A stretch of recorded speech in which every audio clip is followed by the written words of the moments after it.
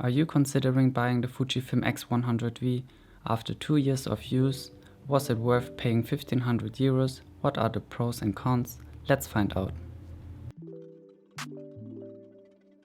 Sometimes it's hard to choose which camera we should buy, since there are so much options out there. Today I want to explain you why I bought the X100V and what I like and especially don't like about this camera. First of all, it's important to know that this camera has a fixed 35mm full frame equivalent focal length. What I like about this focal length, definitely how versatile it is. To see if you like the 35mm focal length, make sure to try it out before buying the camera. But I have to mention Fujifilm offer a WCL and TCL conversion lens for this camera. That means you can screw these lenses onto your X100V to either get a 23 or 50mm focal length. I didn't try it out myself, but I love the idea behind it. I'm curious if you guys have any experience with those conversion lenses, let me know down in the comments.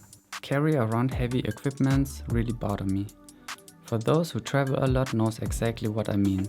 There's two types of photographer, the one who brings everything with and the more minimalistic lightweight photographer. This camera for sure fits into the second category. Because of its compact size, I can easily put it in any sling bag I own, therefore I'm more likely to bring it with me on a daily basis. I think we can all agree that the look and aesthetic of the camera is simply amazing.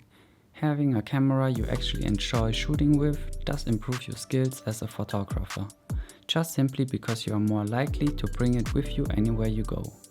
There's also a large community. People are creating and sharing different JPEG recipes.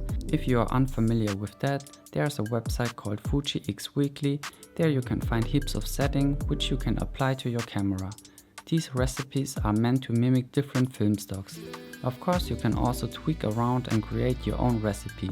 It only does affect your JPEGs. So if you are shooting JPEG plus RAW, the RAW files remain untouched.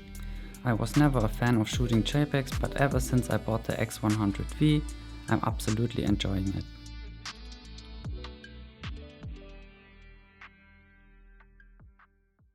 This is surprisingly useful when it comes to shoot wide open in daylight.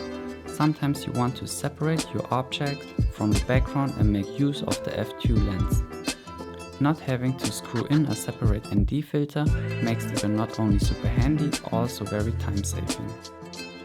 For a video we want to set the exposure time double the frame rate.